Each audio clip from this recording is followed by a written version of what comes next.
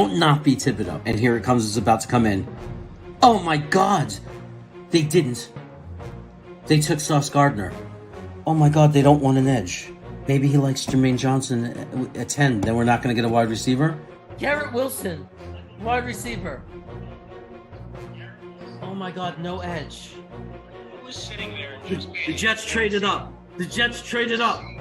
Are we taking JJ? Are we taking JJ? Because I know Braden is in New Zealand saying, we should get Lily, Mike. He's definitely saying that. JJ! We got Johnson! We got Johnson at 26! We got Johnson at 26! This is great!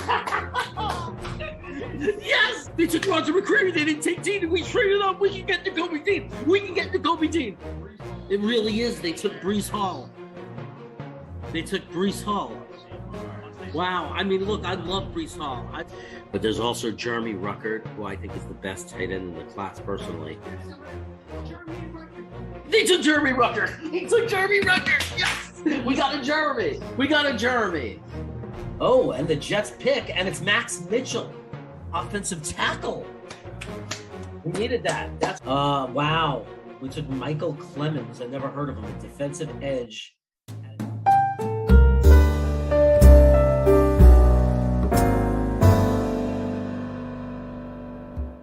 Hey, what's up? Joe Burrow is in motion. He's running to the sideline. He throws it, a quick toss. Oh, almost intercepted. And there's a flag. So we're going to start right away with a reaction party to this game, which has 9 minutes to go in it. And we're going to delay going through the linebackers. So those of you who are not watching this show live that wants to see the top 10 linebackers, just simply go to the bottom and fast forward through. Because right now, the Cincinnati-Kansas City game, because this is live, is taking place, and there's 9 minutes to go in the fourth quarter, and we know that a lot of people are going to want to just track this game, and I don't want to everybody to miss the linebackers. So we're going to be doing this for a little bit and delaying, but we will slowly get to the linebackers as well, because I don't think either me or my co-host could go all night. And speaking of my co-host, please welcome the one and only, the brain behind the mane, the man that calls me insane, Tom C. What's up? Hey, Jeremy. How are you, bud? What's up, chat? Good. Salty Naughty, Harlan, Grandizer. Yeah, Nathan Colgrove. My moderator, Grandizer, Jets Mess is in the house. Tony Alexa. Here we go, baby. Tony Alexa's here? Where is he? There he is. We're here for the Strevler love, Tony. You do love Strevler, don't you? Yes, you do. And there's Salty Naughty, the big old man construction worker. Amen. What happens to a big, strong construction worker type guy when he grows to be old? He becomes Salty Naughty. That's what. Oh, he was almost sacked. He takes off and he runs. Wow, Joe Burrow. Let's call him Joe Michael Vick. He just ran 12 yards for a first down. Kid's a competitor. Did you see the third down before when they had the, I think it was the second quarter, empty set, and they ran the quarterback draw? I'm not that old. Yeah, I saw that. That's crazy that they're using Burrow like that. He's so good. Would you consider him top 3 elite quarterback? Yeah, I would. He's that good, man. He is legit. I think that's so funny that Spence, he's a very good offensive coordinator. He's not a good head coach. There's a difference.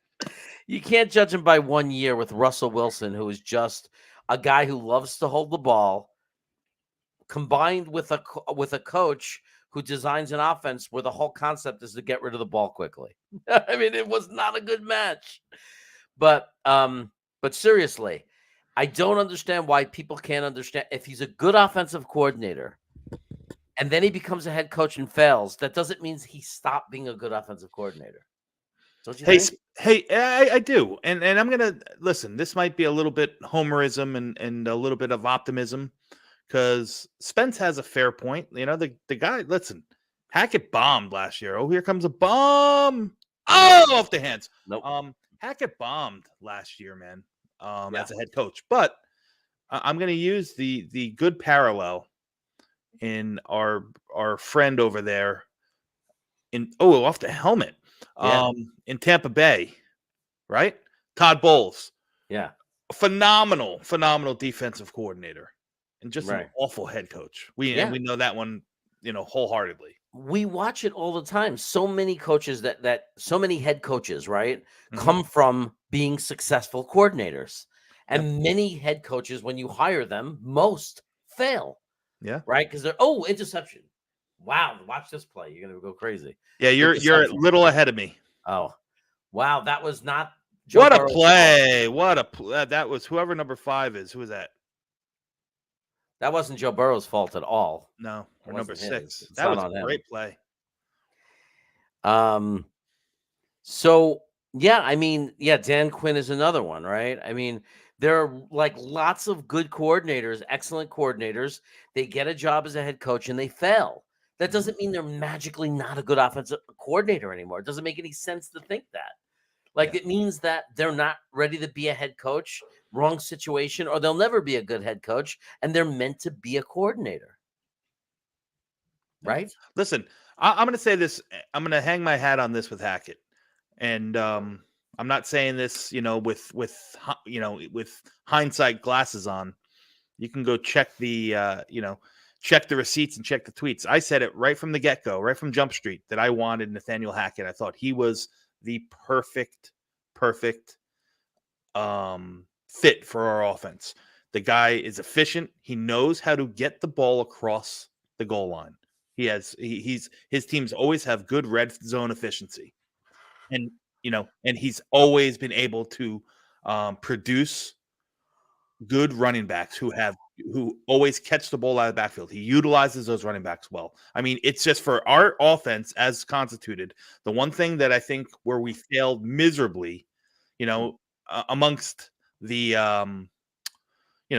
quarterback merry-go-round that we had, was that we just took too many field goals and we just had no red zone efficiency. So you tie that in with the skill set of our running backs, and I think it's a good fit, man.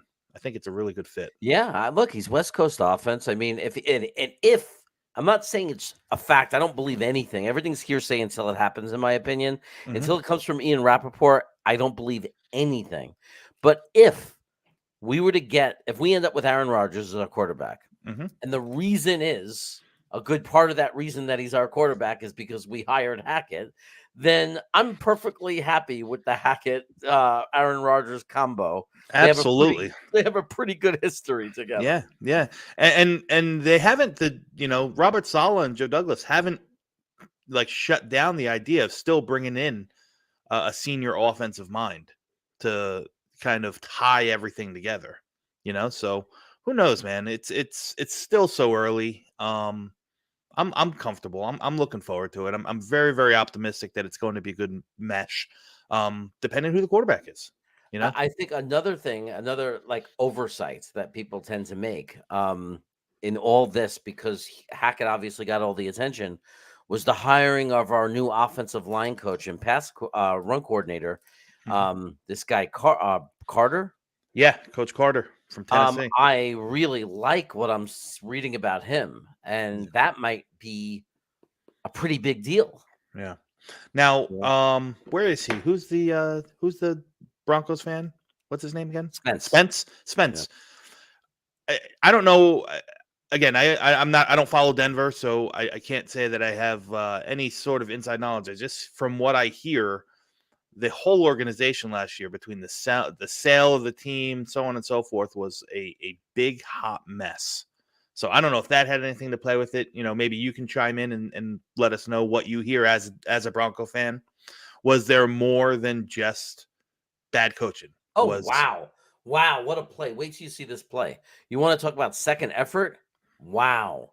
I actually turned it off because I'm having connectivity issues. I don't want to slow down the stream. Pacheco just had an amazing after contact run. Like, he was stopped by two guys and then spun out of it somehow and ran for like 12 yards. Yeah. Really impressive. So Daniel, we're going to be going over the linebackers today. We're just delaying a little bit because of the game. we want to give everybody a chance to watch this live as we announce them. But we know a lot of people are watching the game. I miscalculated. I probably should have made the show start a little bit later. Those of you who are not watching live, just fast forward. And that was not such a good run from Kansas City. So they're going to have a 2nd and 12. McKinnon did not do the job.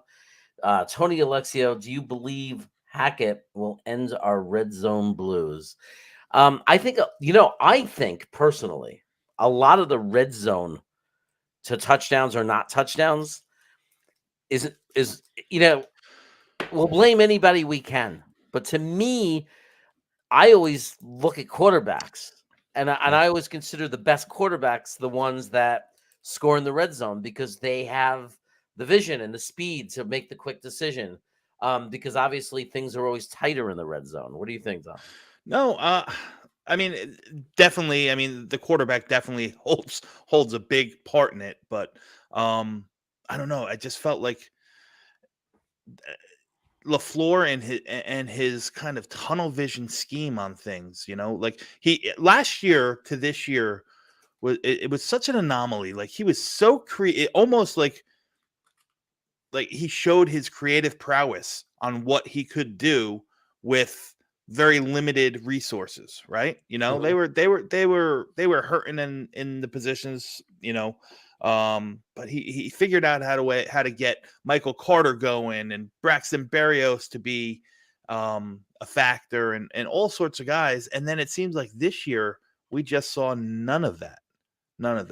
Yeah. That's what the biggest concern to me is that like he was set in his way, and the quarterbacks couldn't really complete what the vision was. So, but there was no varying, there was no moving off of that kind of plan. No adjustments made. That's the one thing about Michael LaFleur that really bothered me is that there was a very, very limited lack of like adjusting on the fly, and sometimes you have to, man. I don't know. I think he'll do fine in Los Angeles. He's not going to be responsible for calling the plays. He's going to, help put together the offense, help tie everything in. Maybe that's what his, end goal is going to be in the pros. Yeah. We'll see. Hey, I think it's all. I mean, I don't love. I'm not. It's not like I was going crazy when we hired Hackett. Mhm. And I wasn't upset when we hired Hackett. I'm kind of like everybody forgets. Like we overanalyze things. It's like when I was a kid, we never thought about every little detail. It's like if Salah's the right head coach, we're fine. Because think about it. When I remember when we got Parcells coaching the Jets, I Mhm. didn't ask who's the coordinators. I didn't give a shit. We had Parcells. That's what mattered. We had Parcells. To me, my brothers with Lee, we'd say it all the time. Head coach, quarterback. We never worried about the coordinators. Now, obviously we analyze things more. You want to have good coordinators.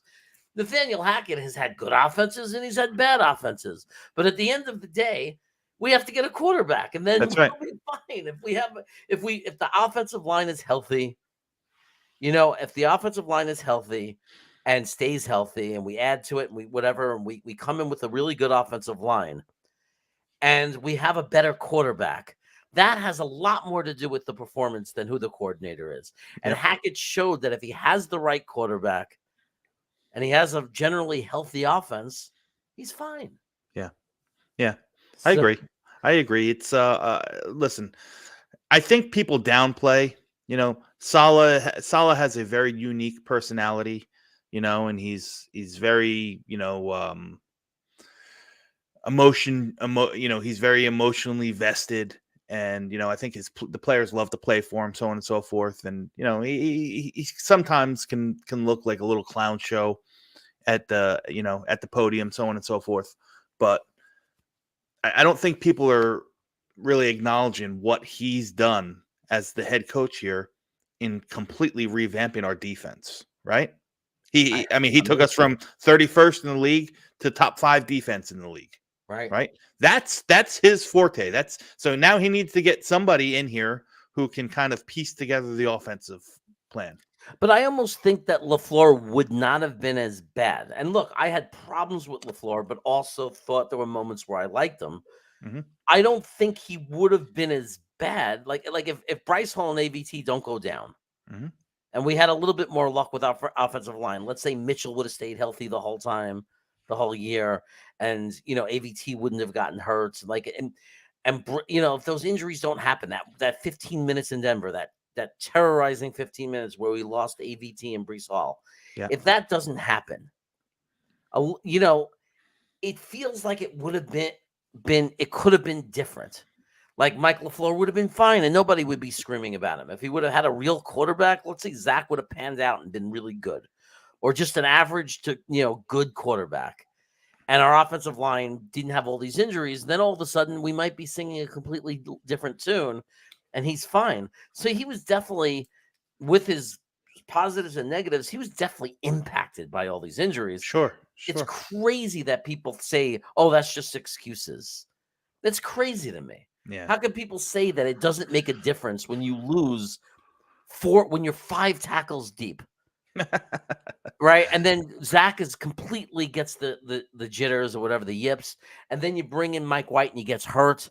I mean, you can't say that has nothing to do with the poor offense. Yeah. Now, I understand why they moved on from him, because regardless, to go 3 games in a row and not find a way to score a touchdown isn't exactly the most impressive thing either, no matter who your players are. Yeah, and listen, I was all for running it back with LaFleur at first, but as it came, and especially after the Rosenblatt article came out and the Athletic, and it kind of dug deeper about Mike LaFleur's feelings and what everyone in the locker room felt about him. I think it was the right move for sure. Now, I don't know if it was truly Robert Saleh's decision, if there was some influence from the top. I have no idea. But I think it was best to cleanly separate and move on, man. Yep. So by the way, it was very odd the way Kansas City ended this last drive. It just didn't seem like there was urgency. Like, you just gave the ball back with 2 minutes to the other team in a tie game in the fourth quarter. Like, do you understand what you just did? You're giving their great quarterback. Like, to me, like, that was just really weird. I feel like Kansas City didn't really take a good shot. So they could be in trouble right now. Yeah. Oh, they might sack him. They might sack him. Oh, he makes it that it's not a sack. He fumbles the ball. Was he down though? I think he was down. If he's not down, Kansas City's about to win this game. Did they get the fumble? Kansas City recovered it, but I could swear he was down. I mean, he was down. Well, he was down. They're not calling it a fumble. Cincinnati ball. They're about to snap it. Let's see if they challenge. I don't even think they're going to challenge. Nope, the ball was snapped. Burrow has to throw it away. Is that grounding? Was he outside the pocket? Because he's holding his wrist. Burrow's holding his wrist. He got hit hard. They're not calling grounding, but he had to throw the ball into the ground at the last second before he got sacked. But it was close enough to a Cincinnati receiver, I guess. Let me watch it again. You'll see it. Didn't that look like grounding to you? I don't care if there's a player there. Come on, that's not catchable. That's ground. Oh, there's a flag now. Did they call it? Did they call grounding? Did they really? I mean, I don't know. There's a flag all of a sudden, so I didn't see it. It was like, it's a very late flag. He looks confused. This ref, he kind of looks like the old Al Roker before Al Roker lost all the weight. Is this guy gonna okay, what are you calling? What are you calling? I don't have sounds. That looks like grounding because he did the diagonal thing. Yep, that's grounding. Yep, grounding. Sure. I called it. I don't care if you throw it in the offensive lineman's feet like he's complaining to the coach. I don't care. I'm sick of it. Is someone in the area? He threw the ball down as he was being sacked. That's grounding. Like, if you can hit a receiver in the shoulder pad maybe, or get it to him. But no, that's grounding. That's grounding. I'm sorry. That means there's no sacks in the NFL if you're allowed to do that. Yeah. I could just throw the ball at the feet of my offensive lineman and there's no sacks. Well, there has to be somebody in the area. Yeah. To me, it should be an eligible receiver, and it should be like if you literally throw the ball down to the ground, so there's no way it can be caught. That's grounding. Let's see. It's 3rd and 16. This is huge. 1:12 left. If I'm Kansas City, I'm calling timeouts now. Like, right? Absolutely. Yeah. If I'm Kansas City, I want the ball back. I don't want overtime. I want to get the ball back and kick a field goal. Let me put this game back on. Yeah, you got to put this back on, man. Sorry, guys. We'll get to the linebackers, but we can't stop watching this. 3rd and 16. He's under pressure, but he's in the pocket. He throws it deep. First down. Wow. Man, Joe Burrow is the real deal. Oh, wow. He was wide open. Wow, that blown assignment by 21. Who's 21? Is that Eli Apple? That's Kansas City. Who is 21? Is that McDuffie? It is McDuffie. Oh, is that a rookie? Yeah. Yeah, I remember him from the draft. Wow. That's blown it, man. He may have just cost his team the game. He's been great this season, though. Oh, He's been so good. still, I think it's him. I don't even know for sure if it's him, but I'm just saying it's a bad time to blow a coverage if it's him.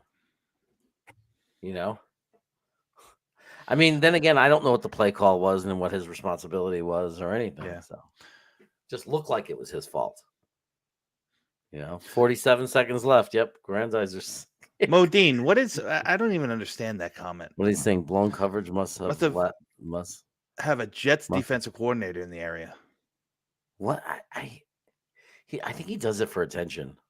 Oh, well, obviously that's the case. Yeah, I think he just does. I mean, that just doesn't make any. It We doesn't had a make top any 5 sense. defense, and he's still putting us down. Like, I don't know. Like, how is that a real fan? Yeah, like, I don't understand. The number one pass defense, nonetheless. Right. Like, I don't understand. Like, are you a fan of the team or not? Like, why would you put down our team when the thing we're good at? It doesn't make any sense. Wait, isn't Modine a Ravens fan? Am I thinking of somebody else? People say Ravens. People say Patriots. He's not. He's a Jets fan. He's one of these Jets fans who should just stop being a fan. Like, he should just give up football. Like, because he's given up so much that he's just anti-Jets. So he's become like he's been burned so bad, I guess. He's so damaged that he just hates the Jets, but says he's a fan of them. Like, it's really kind of weird. Yeah, you think we had a top 5 defense, then just last in the division. Stop listening to the TV. Oh yeah, I'm gonna stop. You mean the stats, the points given up, the yards given up? Like, what stat do you want to look at? Like, we didn't lose because of the defense. We lost because we couldn't score any points. Now you're stupid too. I mean, it's like, look how many points we gave up a game. The defense can't score the points for us. Oh, sack. They have to punt. I call timeout now if I'm KC. They got Patrick Mahomes, right? They got Patrick Mahomes. Man, Frank Clark has been all over Joe Burrow today, man. All over. Yeah. No, I mean, look how many sacks they have, and Cincinnati was still in a position that they could win this game. But, the reality is that's an outlier type thing. Most teams, like, when you get sacked this many times, it's a shit show. But they do have Joe Burrow, and I saw a couple times this game, 3rd and 14 after being sacked, he gets the first down. We just saw 3rd and 16 him get the first down. Like, that's what he does. Unfortunately, not every team, like no other team, has Joe Burrow as their quarterback. So it just doesn't happen. Did Kansas City call timeout? I think they did because the clock is not running. It's 41 seconds, so they must have. Yeah. The problem is they only have one timeout left, so it's and only 41 seconds. Let's see what their field position is. That's going to tell a lot. I try to block the punt. Maybe. Send them in. Try to block the punt. Or set up a return. You can make either. Yeah. Well, they set up the return, and it's working. He gets almost, I think, 47-yard line or something. Wow, that's one pass from Mahomes. And they got a good kicker. They sure do. Yeah, that's all the attention I'm going to give him because it's just such nonsense. I'm tired of talking about nonsense. I want to talk about real things. Yeah.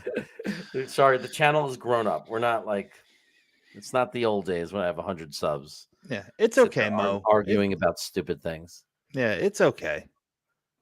It's gonna be okay. It's going to be okay. I'm very happy with our defense. I'm very happy. I'd love to add a safety. I'd love to add a linebacker. Sure. And a defensive tackle. There's things I'd love to add. But if we're being honest, it's not exactly where we're hurting as a team. Mahomes. But you know what? You never. Oh, here we go. Nice little screen pass. He's got to get out of bounds. He didn't. I guess they call a timeout, and then they will try to take a shot for the sidelines before they kick the field goal. You got 19 seconds left, so yeah. I mean, you got a couple plays. You can get in the field goal range from here. Well, they got to get the first down first. If they don't get the first down on this, then they have to kick the field goal. So yeah, I'm sure he'd love to pick up another 10 yards and just lock it up. Yeah, Mr. Green Jeans, I agree with that, man. I was hoping with everything in me that Fangio signed with Carolina, because I know that he was in discussion with both teams. Yeah, I don't like to see him in the AFC East, that's for sure. Yeah. He produces great defenses. Shitty head coach produces great defenses. Yeah, but this is not about predictions, Mo Green. You're saying that our defense wasn't good, and it was. So now you're just delusional because you don't understand football or stats or anything. Like, you're just ignorant. Like, if you don't know that our defense was good last year, you're ignorant. And you don't know anything about football. I don't care what you predict. You predicted Zach would be bad. Fine. But if you, after the fact, are going to say we weren't a top defense, then you're just ignorant. I mean, I don't know what to say. I mean, like it's like anybody with a brain that has any understanding of the game of football knows that the Jets had a good defense this year. Even the teams that hate us, even Miami fans and New England fans and Buffalo fans were saying, wow, the Jets have a good defense now. No, he doesn't think so. The Jets stick again, and that's fine. Let him think that way. It's all good. He's a loser. Everyone's entitled to their opinion, man. Yeah, but that's not an opinion. It's him in desperate need of attention. 3rd and 4. Here we go. Let's see. They need more yards. They're not in field goal range. Mahomes, he's struggling, man. He's struggling. Oh, he's got the first down, though. Was that a late hit? Oh, that defender for the Bengals is hurt, and it's a late hit. That's going to put him in field goal range. A penalty is going to decide this game. A penalty is going to decide this game. I mean, it's a good call, right? They hit him late. And not only did he hit him late, he hurt himself. And even if Cincinnati was the winner, did he hit him late though? I mean, I see the flag down. Yeah, I mean, it looked like a late hit. I was waiting for the flag when I saw it. I mean, he was out of bounds. Personal foul. I mean, look, it's close. Wow. He pushed him and then fell on him and fell on his leg. But look, he's out of bounds and he pushed him. That's a penalty. That's stupid. And then he got hurt. And then he hurt himself. And even if the Cincinnati was to somehow win this game, he's probably out of the Super Bowl because it looks like it's a serious injury. But why would you shove him? JFM does the same crap for us. Like, why would you shove him? Yeah, he was out of bounds. He's a good 3 yards out right there. Wow, he just put him in field goal range. That's crazy.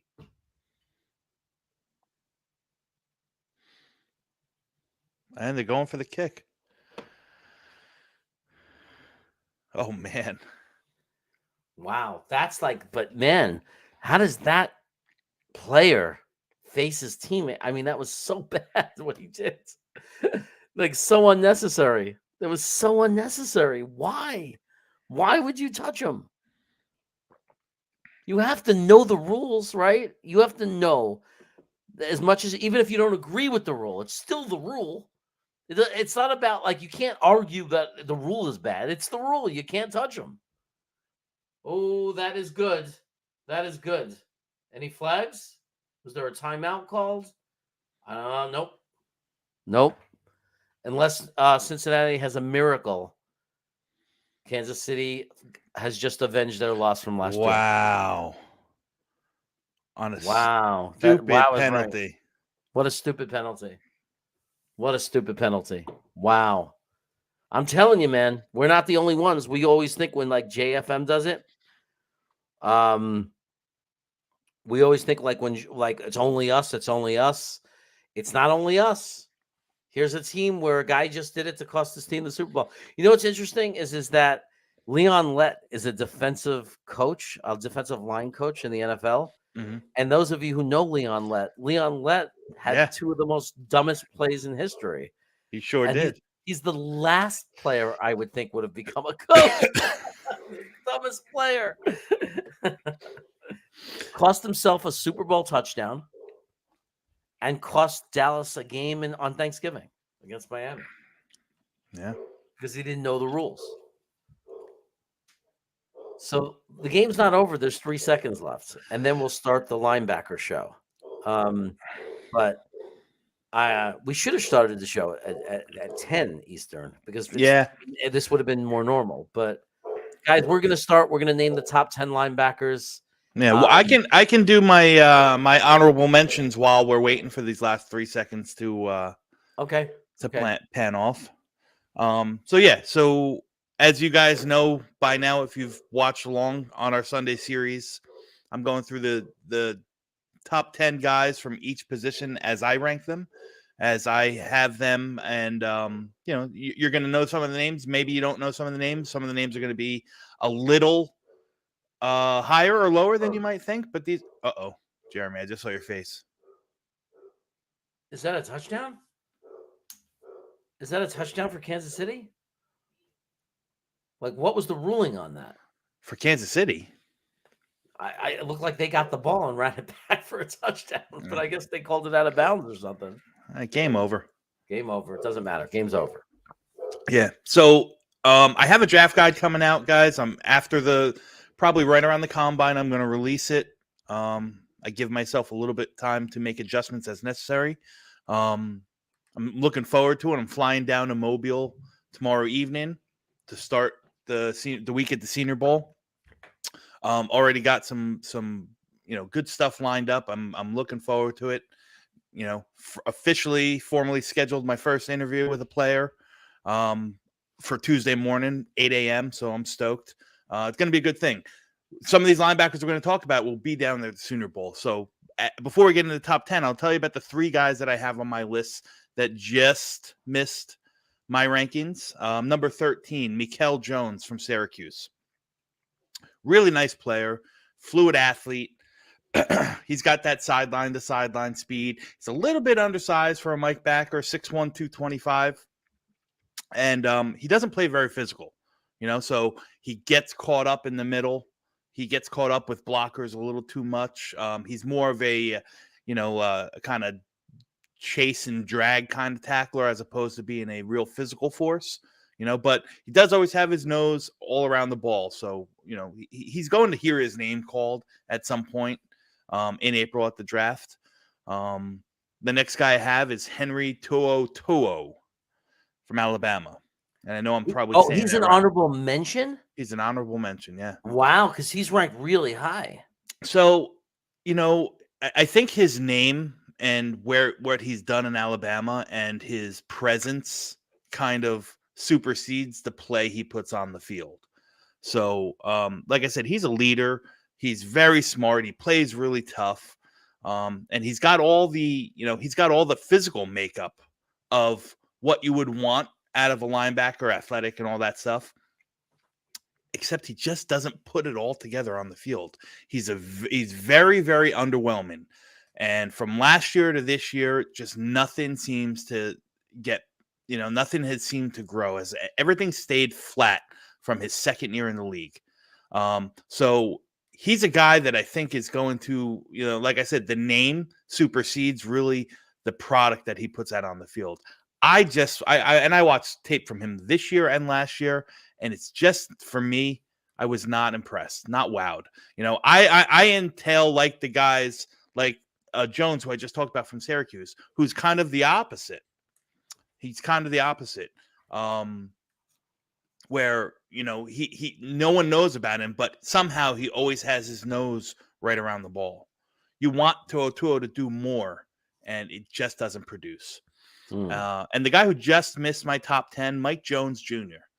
He's a 6'1", 230-pound linebacker from LSU. Super fast, awesome in coverage. Understands zone concepts, can run, step for step with tight ends and slots. And he's got that good closing burst that you want to see out of a linebacker. But again, he's another guy who kind of gets overwhelmed when it gets muddy in the middle. Big blockers, he has trouble shedding them. And he's only a scheme fit as a 4-3 will linebacker, where he can use his lateral agility and his speed to kind of chase and break things up through the hole, so on and so forth. He doesn't do well man on man. He's not very strong. So I think he's got a place in the league, but he's very, very scheme specific, which is why there's some other guys here on the list that outdrove him. So those are the three that just missed my list. That's Mikael Jones, Henry 2020, and Mike Jones Jr. from LSU. Yeah. Okay. So these are guys that, I mean, maybe 5th round if we picked, we'd say okay. But well, yeah, it's not the guys we're looking for. No, I mean, listen, they're day 3 players, in my opinion. Mm-hmm. And some of the guys that we're going to talk about, I think, are day 3 players too. I will say this overall, not the strongest linebacker class. And when we're talking, it doesn't sound like it when you say, like in the top 10, day 3. Yeah. Well, and like I said, we're talking just inside linebackers or off-ball backers. We're not talking about the edge rushers. We're not talking about like the outside backers in a 3-4 defense that are going to rush, a la Micah Parsons. We're talking about the guys in the middle. We're talking about the guys who play off-ball. When you want to parallel them to the Jets, think C.J. Mosley, think Quan Alexander, think Quincy Williams. Those are the kind of backers that we're going to talk about today.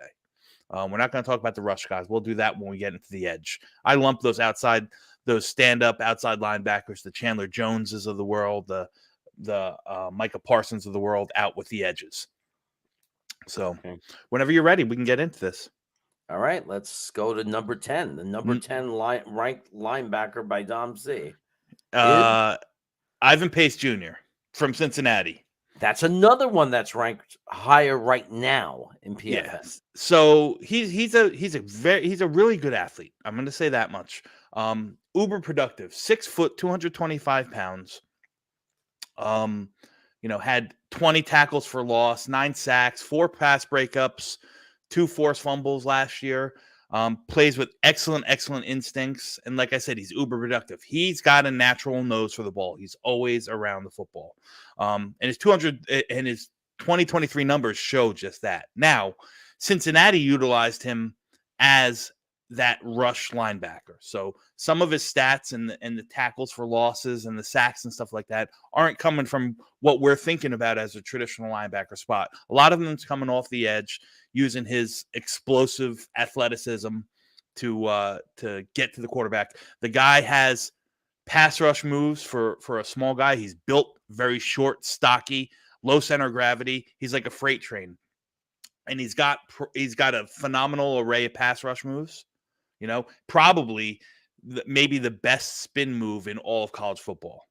I implore you guys to research and go look up on YouTube Ivan Pace Jr. pass rush, and you just watch this guy. He doesn't lose, he doesn't lose a step when he does this spin move. Really good. The problem is he's 6 foot 225. He's not gonna make it as an edge rusher in the NFL, right? He needs to get stronger. First and foremost, he doesn't anchor well. Linemen get on him and blow through him. His overall lack of size is going to limit what he can do against pass, especially with those big body wide ends or tight end or wide outs or tight ends. They seem to like box him out. He's like I said, he's uber. He's explosive. But he tends to play over aggressive, right? So he shoots gaps very well. He shoots gaps well, but sometimes overcommits, causing cutback lanes and stuff like that. Like a lot of that stuff, technical stuff, is very, very sloppy for him. So I told you what he did about in the past. Like the defending the pass is not his forte. He had 104. The quarterbacks had 140.2 QBR when targeting him in the pass in 2023. That's awful. It's just awful. He doesn't do well against the pass. So Wow. I predict him in that 4th or 5th round spot. He's a high energy. He's going to test out pretty well. Like I said, he's twitchy, and you want that in your linebackers. You want that in your athletes. But his size is going to be an issue. He's going to have to get stronger. He's going to have to put on some more mass, and hopefully it doesn't affect that short area burst that he does have, But he can help out. He can help out with playing the run in base sets. Eventually, he can come in on the pass and be a pass rush linebacker in certain sets. I see him as more so like a nickel or dime, linebacker. Maybe that's his ceiling. I don't know how much more mass he's going to be able to put on at 6 foot tall, and that's probably given something. He's probably more like 5'10", 5'11". So like I said, he was utilized as a pass rusher. He's not going to be that as an NFL. They're going to try to move him off ball, and I just don't know if the whole package is there yet. But like I said, he's super smart. He plays instinctual, so I think he can develop in that. He's not a guy that you're going to come in and, put in your defense and expect him to, kick it from day one. It's a little bit of a project. It sounds like a horrible fit for any team whose defensive scheme relies on linebackers to cover. Yeah, absolutely. Absolutely.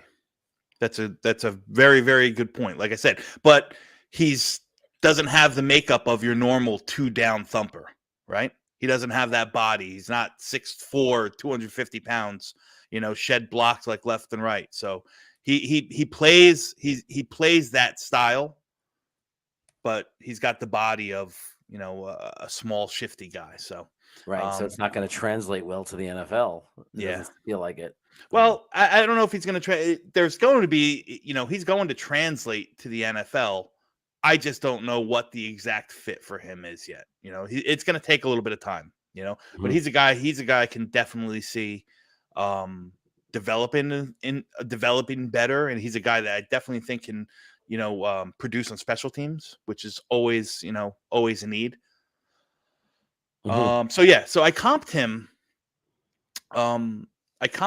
Even though their play style, they're really different positions, but he reminded me a lot on tape of Devin White from Tampa Bay. Now, Devin White played middle linebacker, struggled a little bit. The size got a little too much. They move him outside. They move him back in the middle in certain positions.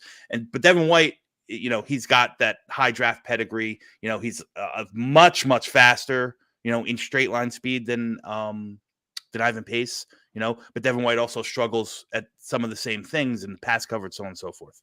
So that's what I comped him for. It's not the greatest, but I was hard pressed to find somebody in the NFL currently that I thought, had the same kind of build, play style, schematic fits as Ivan Pace.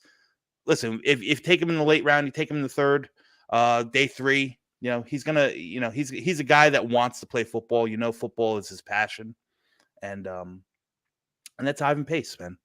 A little undersized, and go from there. Yeah. All right. So that's number 10, and Number that's why he's number 10. Yeah. And that's why he's day 3 in your opinion, right? Later round. Absolutely. And I don't expect to hear his name much in the NFL next year. I'll be surprised. He's a guy. Listen, he's a guy that he might be one of those preseason darlings because he's going to play against second and third teamers. So he might show up there. He might make a roster. He might be on the practice squad at first. That's really what I'm getting from him. Yeah, that's the vibe I get from him. Number 9. DeMarvion Overshown. Ooh, linebacker from Texas. I like him a little. I like the name. Again, he's another guy, kind of like 2020. How congratulations, Chief. Hey, man, congratulations! I can't wait to see the Kelsey Bowl, man. That's really why I was rooting for the Eagles and the Chiefs, is to see Kelsey versus Kelsey. I think that's kind of cool. That is really cool. Yeah. So DeMarvion Overshown, he's a guy whose name comes up a lot, and he's he was talked about a lot last year. The guy's a ridiculous athlete, right? He gets downhill fast, true elite sideline to sideline speed. He's loose hips, fluid mover, can change direction and accelerate real quick. He's got those ideal measurables too. 6'4", 225 pounds. And again, another guy who's a plus pass rusher. Really, really good initial burst, can beat the inside line, but the interior offensive lineman when he's shooting gaps, and he's athletic and twitchy enough to bend around the outside when rushing on the edge. The big problem that I have with him, again, he's another guy that needs to fill out his frame. He doesn't play very strong. He's super fast. He's got the body to do it, but he needs functional strength. He needs a year or two in the weight room to just really, really build some of that functional strength so he can take on those blockers and be a true middle linebacker. Now, he's also inexperienced. The guy has only played 33 games in his life at linebacker. He was recruited and he was recruited as a safety. He started his career as a safety, and he was one of those guys that size-wise and with his athleticism, they figured, let's move him down in the middle and let him be, Texas wanted him to be, their version of Jamie Sherwood, right? Was a safety, big hitter, athletic. Let's make him a linebacker. Problem is he's also a very inconsistent tackler. He's one of those guys. I talk about it a lot because it's a thorn in my side. He likes to thump rather than rap. And like I said, he's super fast, super quick. He can chase guys down from the back, but head on he's always trying to lay a big hit instead of using a good form wrap tackle. So he has way too many missed tackles for my liking. Again, great athlete, probably a top 10 athlete in the class, still has to learn how to play linebacker. So I have him with a 4th round grade in the top 150, which isn't terrible.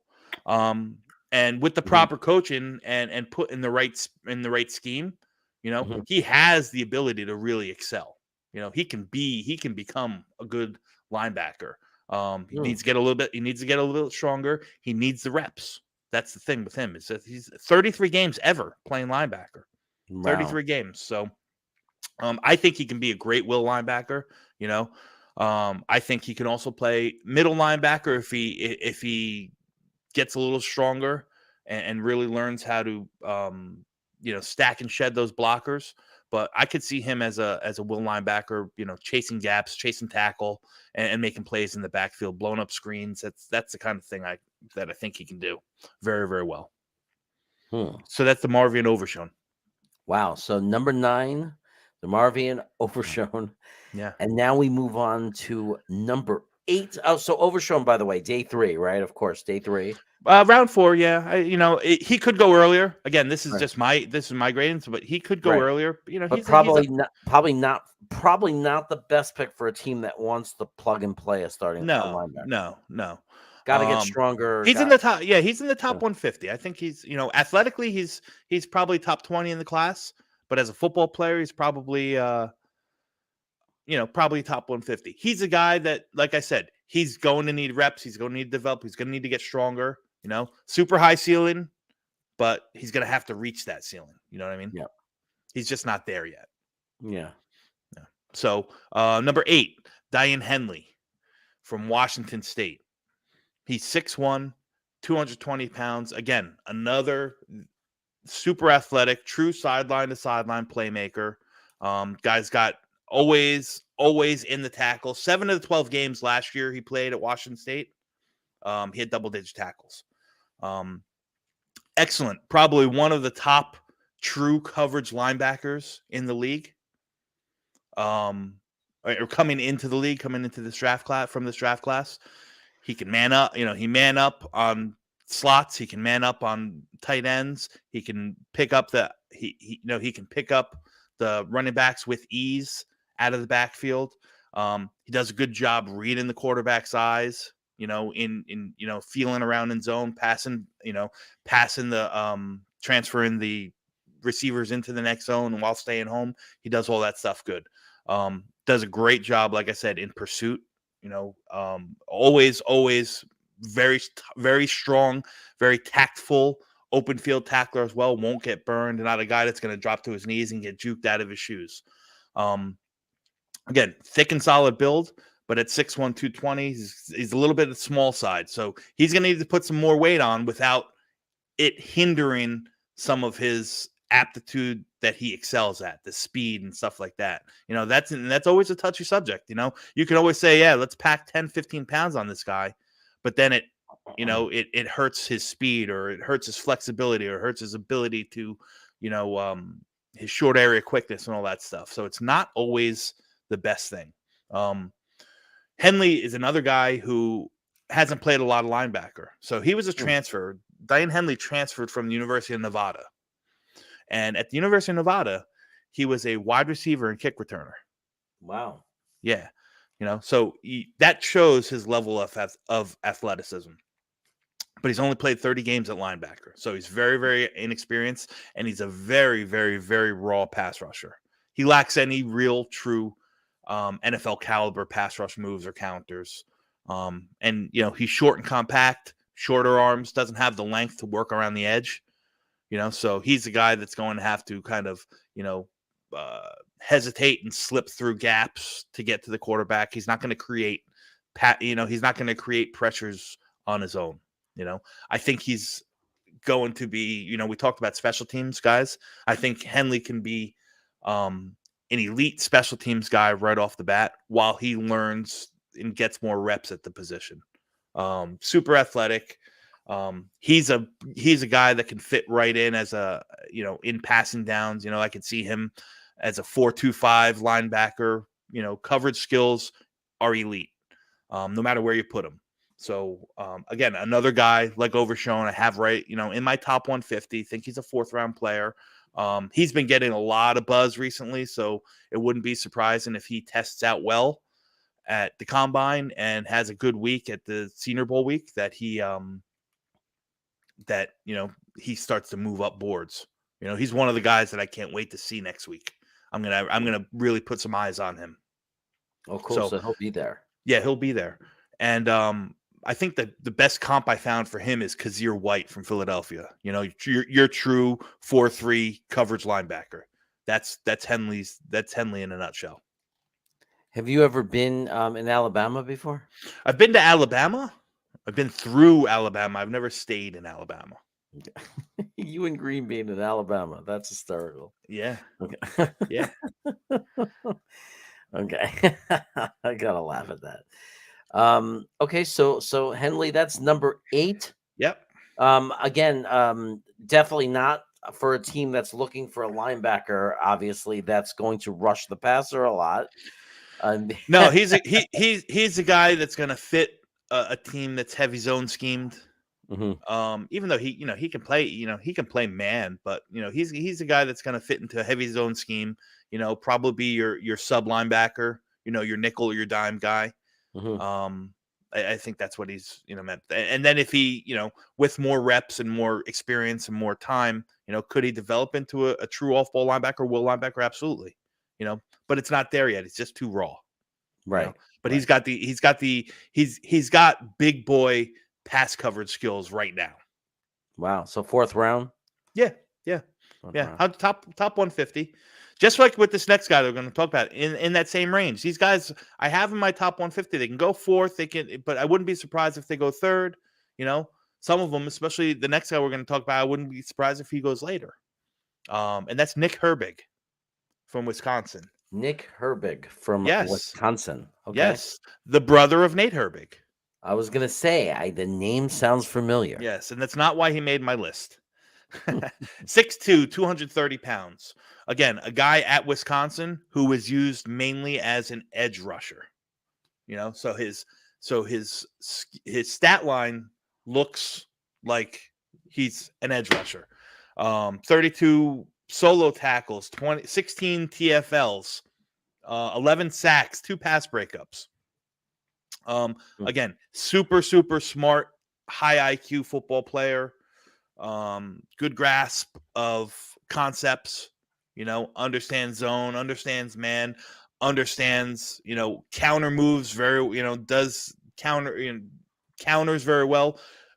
The one thing that stood out for me about him was when he's not rushing the passer and when he's playing, in run fits and whatnot, the guy takes perfect angles. Like he sees the play develop before the play even develops. He's always there. And he does a great job. He's got really, really strong hands. They're like two hammers on the end of it. So he does a good job at the point of attack. He's not like the other guys. He can get through, blockers, stack and shed very well. And like I said, as an outside linebacker, rush linebacker in Wisconsin, he's a very good pass rusher. Good variety moves, even better counters, understands leverage. He's probably just a little too small to be a permanent edge or pass rush specialist in the NFL. I don't see him as a stand-up 3-4 outside linebacker. I see him, like I said, more off ball. The problems with Nick Herbig is very wrong coverage because he wasn't asked to do it a lot. 3 years, and he had very, very limited reps in true pass sets. So he's going to need to develop that. He also missed a lot of tackles. He's another guy that tends to be more of a grab and drag kind of tackler. And it caused him to slip off at times. So his missed tackle rate doubled from 22 to 23 and went from 5.5 to over 11 in 20, or from 21 to 22, excuse me. 5.5 and 21, and he had over 11% missed tackle rate in 22. So, that threw up a flag for me. And like I said, he's a little bit of a tweener. He's never really played off-ball linebacker, but that's what he's going to be kind of pegged in the NFL. So he's got good skill sets to rush the passer, but he's in the body of an off-ball linebacker. So he's going to have to be athletic enough to really transition to do that. But like I said, he's got the skills, he's got the football IQ, and he's got one of those constant motors. Like the guy's always going, man. He's always going. So I comped him to James Houston in Detroit, who was, a true pass rush specialist. But, he came into the NFL as an off-ball linebacker. And if he can develop, if he can, fix those tackling woes that he had, and he can offer some sort of, positive turnaround in what he can do in pass defense, I think Herbig can be a player. Again, in that top 50, fourth round-ish kind of range. He might some team might see him as a true pass rush specialist and reach a little higher for him. Other teams might take him off the board because he doesn't check all the boxes when you talk about, size, speed, weight, all that stuff. Mm-hmm. Hey, big fella, we might get up to that player. So we're only up to number 7. So I don't know if we're going to get up to this player. I'm guessing we will, but no, Nolan Smith. Nolan Smith is in my edge group, so we're not even talking about. We're not talking edges tonight. Okay. Yeah, right. Got him. He's classified as an edge. Okay. Yeah, he's a true edge. So number 6. Number 6. One of my favorite guys in the class, truly. And I might be a little bit higher than the NFL scouts might be, but I think there's something to be said about Dorian Williams. 6'2", 225 pounds. Played at Tulane. Again, another one of those amazing coverage linebackers. He's got range. He's got fluid hips. He runs like a defensive back. And he's got an excellent feel for zone coverage. Like he's a true stalwart when it comes to pass defense. His play speed's super fast. He gets downhill fast, short, good downhill burst, short area quickness is there. He runs very well. He flows sideline to sideline, and he's a physical guy. He's got enough mass in him at 6'2", 225. He's not afraid to mix it up. He throws his body around there. And if you watched any Tulane games, you heard Dorian Williams' name said all the time. The guy was in every single play. I'm just going to read you his stat line here from last year. 81 solo tackles, 51 assists, 8 tackles for loss, 5 sacks, 7 pass breakups, 2 interceptions, 2 forced fumbles. The guy's just a defensive player. He's so good. Again, where can he improve? He's a little bit raw in pass rushing. He doesn't have that true twitchy bend that you want to get around the edge or to beat tackles around the edge all so much. He can do a better job in tackling the open field. He tends to lunge or leave his feet, which is not you want to break down and still be under control when you're in an open field in those 1-on-1 spots. And like I said, right now he's still, he's a super athlete and he's a little bit more athlete than instincts. There's going to be a little bit of an adjustment period for him transferring from the college game, especially at Tulane, where it's D1, but it's not the greatest conference. Whatever they play in the AAC, to the NFL, the play speed is going to be a little bit different. So, but I like Dorian Williams. I got a 3rd round grade on him. Could he slip into the 4th? Yeah, he's in my top 125. This guy's a football player. He's going to be a guy, I think, of all these guys that we talked about in the class, that he's going to be that shining star mid-round pick that turns into something special. Like I really think that. I think that his skill sets and his ceiling is Pro Bowl level. Wow. Yeah.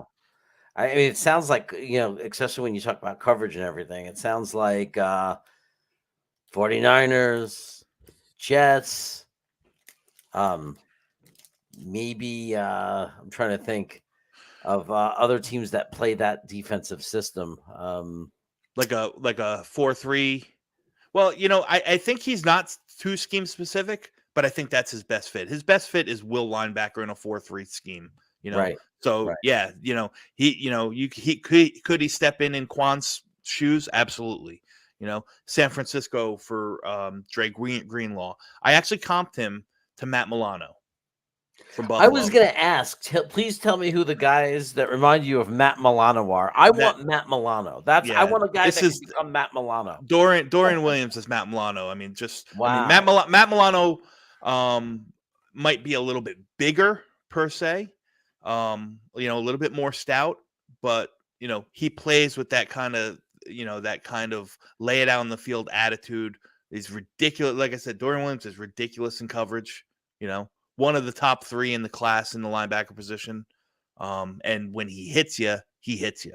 You know what I'm saying? Plays downhill. Yeah, he is my 6th best. Nolte. I probably could have had him up higher. And listen, truth be told, I probably have him a lot higher than a lot of the pros or the other prognosticators have him. I think he's a day 2 player, round 3 player. Wouldn't be surprised if he's, the 5th or 6th linebacker taken off the board. Period. So yeah. It makes it exciting to get to the top 5. Yeah. And top 5 listen, a lot of names that you guys know, maybe just in like some different orders, but that's what it is. Number 5, Noah Sewell from Oregon. 6'3", 250 pounds. Ideal height, weight, length, speed for the position. He's a true inside linebacker. He's scheme specific. He's not scheme specific. He can fit in and play in a 3-4. He could play Mike linebacker in a 4-3 defense. Super aggressive, reacts well, reads, gets downhill, and is a huge, big hitter. He does his best work. Unlike a lot of the guys that we talked about from 10 to 7, he does a lot of his best work inside the tackle box. He sheds blockers. The linemen don't get in his way. He runs through them. And for a big guy, he's got great range and great speed. He runs fast at 250 pounds. He's unofficial 4.5. Wow. Which is great. Yeah. And he's got enough, like I said, he's got enough speed to rush the quarterback from both inside and outside, so his overall game is very, very well-rounded. So like for the Jets, for example, if we didn't have Jamie Sherwood, we might say, oh, this is the Mosley replacement. Yeah. I'll get into that. Okay. give me a second. So somebody's asking, he is the brother Penei Sewell, the Yeah, offensive tackle from well, figures he went to the same school. So yeah. So and what I didn't know in doing my research on and when I was watching this guy, there's a third brother who also plays. He played in the league for a little bit, but now he's playing. I don't know if it's Canadian or the USFL, one of the other alternate leagues. So they had three brothers that could be could be in the league. So again, aggression. He's aggressive. Sometimes to a fault. He has got a lot of missed tackles. He's a little bit stiff. Which makes me think that he's probably going to be more of a early down, 2-down thumper. Fit for a 3-4 inside linebacker scheme. Think Pittsburgh. Think Tampa Bay. Think any other 3-4 team you want to, like a true inside linebacker type. Right. He just doesn't have those loose hips, that hip fluidity that he can get up and flip and run with receivers in coverage. He does most of his best work down in the box. But the big flag for me and why he's not higher, because he's got like I said, he's got the measurables. He's aggressive. He's a big hitter. He does all those things good. But he had a big dip in his production from 21 to 22. He only had 24 solo tackles and 32 assists this year. Those tackle numbers were cut in half. And more so, what I dislike about Noah Sewell, very much like 2020, is that when the spotlight's on in the big games, he's nowhere to be found. Wow. Georgia, BYU, Washington are all games from this year that I watched. And, not if you look statistically, I would guess, I can't tell you for sure, but if you look statistically, I probably bet you they were some of his worst games because he was nowhere to be found. Yeah. So I have him as he's in my top 100. He can go anywhere from the second to third round. I think he's an inside linebacker for a 3-4. I think that's a perfect scheme for him. He can play Mike in a 4-3. And his physical aptitudes are going to translate really well in the NFL. Like I said, he might start as a 2-down thumper and then kind of develop as his game matures and his body matures into a, with a little bit more fine tuning in the coverage aspect, he could probably turn into a 3-down player. And my comp for him, why I said to hold on, CJ Mosley. Think CJ Mosley right now, big hitter, ferocious in the box against the run. It's kind of against the pass, not his forte. That's Noah Sewell. Right. Yeah. Huh. All right. Well, there's going to be a lot of teams that would love him. That's for sure. Yeah. Like I said, I got a top 100 grade on him. It wouldn't be surprised if he goes in the top 60. I wouldn't be surprised because somebody's going to see him and probably see him and say, yeah, that's the inside linebacker that, I want. That's my run stop and inside linebacker that's going to set the tone and, demolish people in the run game. He's ferocious, man. So I won't be surprised if the Steelers took him. I don't know, to be honest with you. Like I said, I don't know if he's a fit. If we're talking just the Jets, I don't know where his fit is with this roster as constituted. Right. It doesn't feel like there is. But I could see the Steelers taking him. Any 3-4, any 3-4 team with an inside linebacker need could probably use somebody like him. He could develop like CJ Mosley. Listen, they said the same thing about CJ Mosley, that he can only thrive in a 3-4 as an inside linebacker. And look what we showed him. He's a little bit different, but that took some time. So number 4. Where's Tigo? is his Tigo's man crush, Jack Campbell. Jack Campbell. People have been screaming about him for a while now. Yeah, Jack Campbell, 6'5", 250 pounds, another physical specimen, man. He's got 33.5-inch arms, a wingspan of 80 inches. He's like, yeah, he's like Antetokounmpo, Giannis Antetokounmpo. Again, prototypical height, weight to play linebacker. He was actually, but he's fast too. He's good. He was the gunner on Iowa special teams. That just shows his athleticism. He's the big plus for him is his tackling thing. He's elite tackler, aggressive, drives through ball carriers. He doesn't just lay a hit, and put a shoulder out there and try to thump. He lays through guys.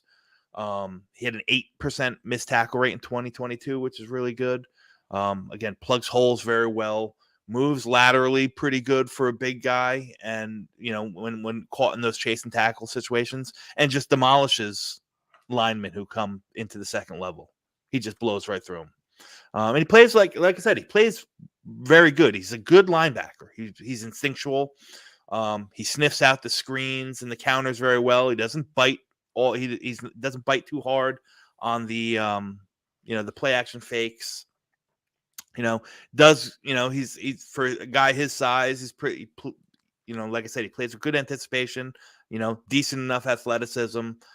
He beats blockers to the spots and stuff like that. So he's, uses his length and his leverage really well. He's just a throwback good linebacker. What he doesn't do well, he lacks true pass rush skills. Everything is just straightforward like a bull rush. He can shoot an open gap, but that's about it. And pass coverage is really not anything to write home about. It's pretty poor. He can, he drops well, and he can get into a shallow zone pretty good. That hook curl in the middle, but that's just about the extent of his pass coverage. He can't run with tight ends. It's a little too stiff to run with them. And like I said, he doesn't have the hips to really move with the shiftier guys in the slot. So I think that he's going to, again, be another guy that's scheme specific. He's not going to be every coach's cup of tea, but in fairness, they said the same thing about Luke Kuechly. He was too undersized, can't play, so on and so forth. Look at him. The guy was a tackling machine. Right. So I have Campbell in my top 100. I think that he's an ideal match. Again, kind of like Sewell for an inside 3-4 linebacker. He can step in right off the bat and plug and play as a 2-down thumper. Somebody who needs a team that needs help stuffing the run can do it. A team that needs help with an enforcer can do it. A team that has, maybe an overall undersized linebacking core and wants to add some brute and some muscle to kind of clog up that middle. That's where I think Jack Campbell can fit in well. And I comped him to Demario Davis in New Orleans. And we know him well from his time with the Jets. Great guy, great player. Demario Davis probably has a little bit more, is obviously a lot more experience, but probably does a little bit more in the pass game than Jack Campbell can offer right now. But, really lightning quick, makes you feel it when you get hit. Just a good football player. So hopefully, Tigo, that's good enough for you. Well, I mean, it's not the most exciting thing to hear, when your team is very into linebackers that are going to be able to be excellent cover guys. And in your scheme, it's just going to kill you if you just have linebackers in there that can't cover and they're going to get burned too easily. Yeah, like I said, he's a very good football player. I would love a team full of Jack Campbells. I just don't know if he's a fit for the Jets. Right. Yeah. Like I said, especially because I think CJ's coming back, and I think they're really grooming. They really believe in Jamin Sherwood as that pipeline Mike linebacker. He's not the Mike linebacker that Robert Saleh wants in that scheme. He doesn't play that. He's not a scheme fit for the Jets. So, okay. Number 3? Brings us to number 3. This is so exciting. Owen Pappoe from Auburn. I thought he'd be your number 1, possibly. I'm surprised. You listen, he was pretty close, but I love the guy. I mean, when you talk about athletes, this guy is elite athlete. 450-pound bench press, 42-inch vertical leap, has been timed already in the 4.3s. That's running ridiculous. the 40. Yeah, at 6'1", 225. What I like about him also, as I researched and I watch the film and then I dig a little bit more, he's one of those true natural leaders. Like, he's going to be the NFL Man of the Year one day. 2-time captain. He's a super high character guy, does a lot with the youth and the church in and around Auburn where he goes to college. He's a deanless student, like all those he's a very, very high character guy. And at 6'1", 225, he's equally at depth versus the run in the past. He's got super good set of man coverage skills. And he's fast and athletic, and running backs. He can hang with the shifty guys. He can muscle up on the bigger guys. He's got the speed to evade blocks. He dips and dives. He doesn't get caught up too much with blockers in the middle. Like I said, I think he's can play middle. I think he can play middle linebacker in a 4-3.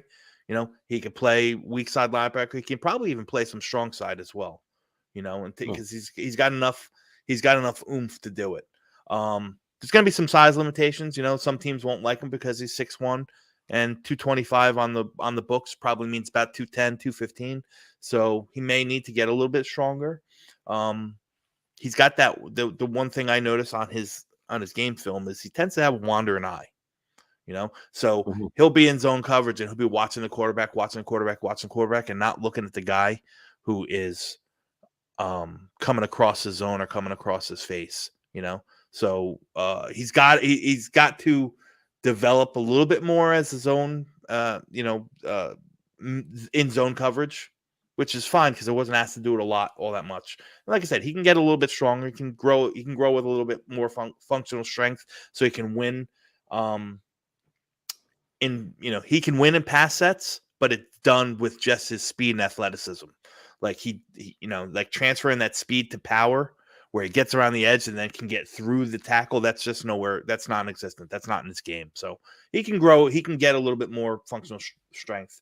He also missed half of the 2021 season with coming back from a leg injury that he had in the Auburn spring game. So he's he came back and I think, like I said, I think sky's the limit for this kid. I think he's a really, really good football player.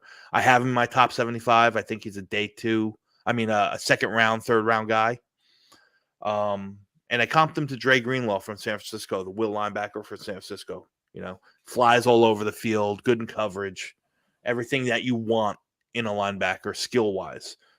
Super athletic, and like I said, I really like the character stuff. I think he can step in and be a will linebacker, for the Jets or any other 4-3 team right off the bat. I think he can use that speed and that lateral movement that he has to play chase and tackle or play guys tight in man coverage. Like I love Pappoe. Is there any way he could play simultaneously with Quan Alexander, or we can get Quincy off the field? I mean, listen, I think that probably, but like I said, he's more like Quan Alexander as opposed to Quincy. Quincy does a good job against the run, man. He misses too many tackles. I will say that, but he's got that short area burst that we talk about. Like, he can, when he diagnoses something, he gets downhill fast and he lays the wood. I don't know. I think that's if Quincy's the worst problem that we have on our defense, I think we're in good shape. Yeah, I just don't like that he misses tackles sometimes. Yeah, I got you. Yeah. So number 2, guys. My number 2 linebacker is Trenton Simpson from Clemson. Trenton Simpson from Clemson. He is.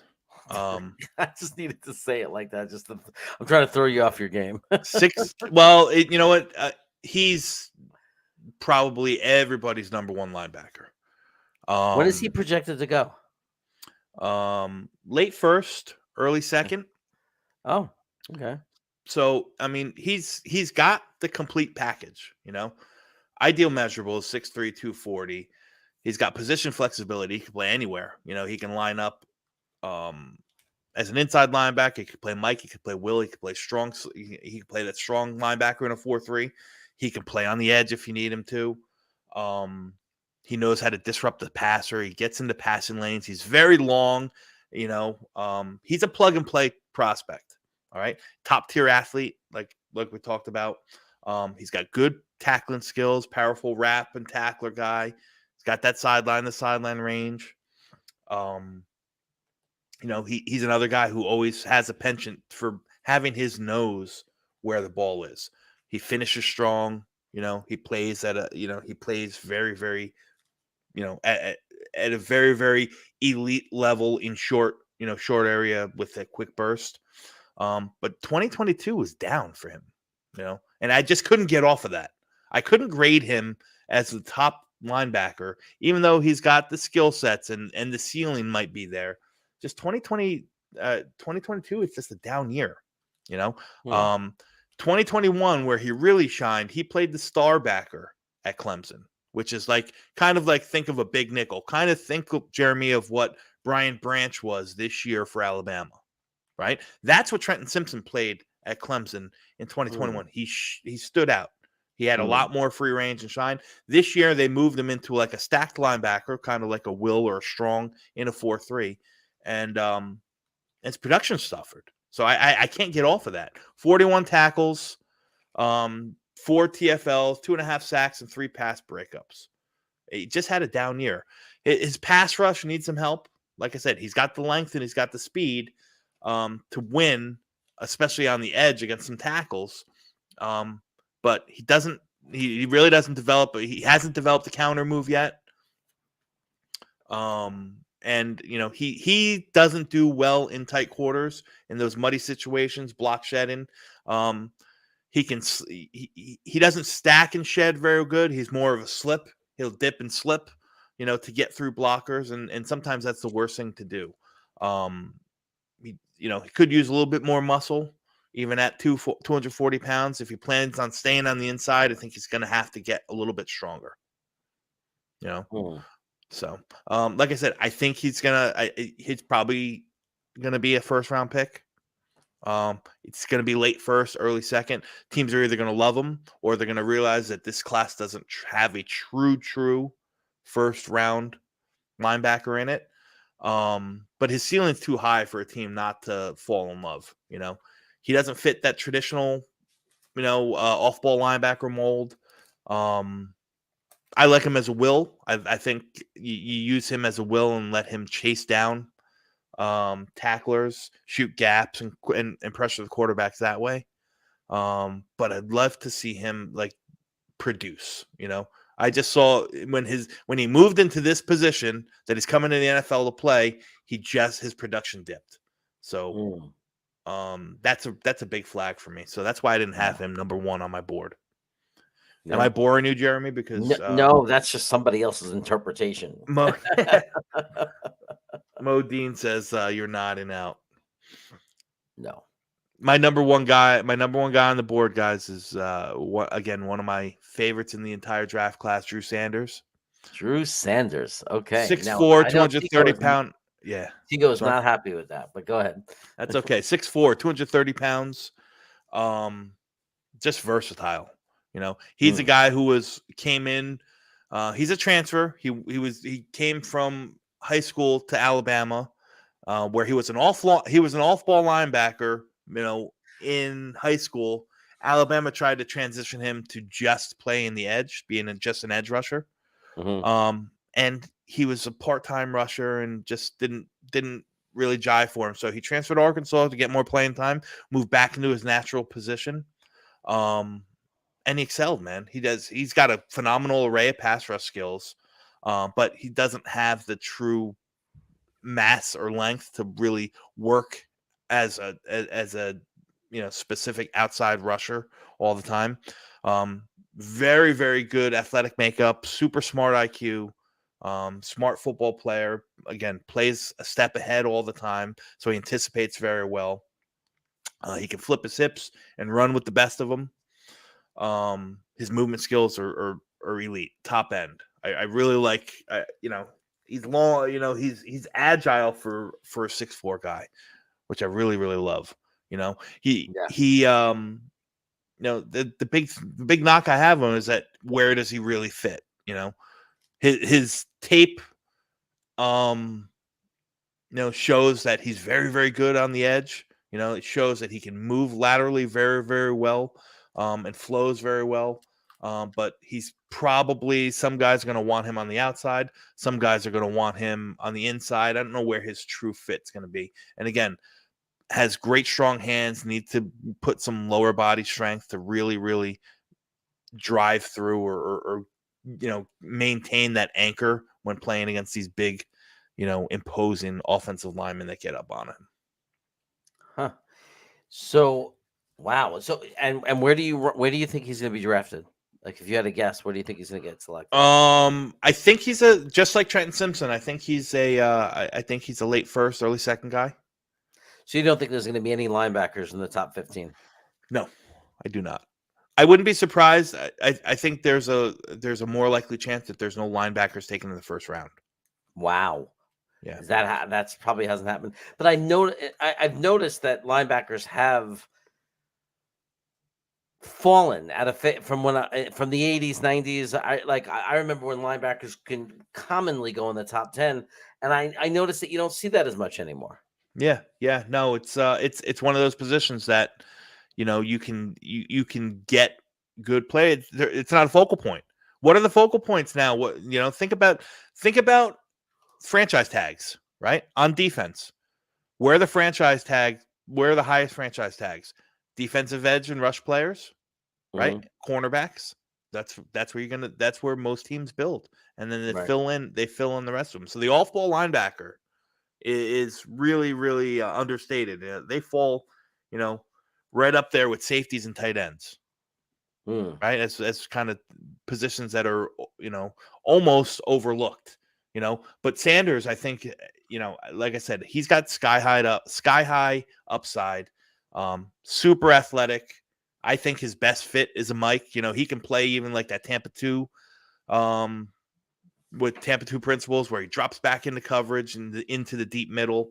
I like him a lot. I obviously he's my number one ranked linebacker right now. I see a lot of Devin Lloyd in him. Devin Lloyd from Jacksonville, last year's rookie phenom linebacker. I see a lot of Devin Lloyd in his game. Same physical makeup, same kind of skill sets, and Devin Lloyd had a hell of a year. I think Drew Sanders could have the same. I would love him. I would love for the Jets to take Drew Sanders, but depending on where we're picking, so on and so forth, or what we have left on the board when we're picking.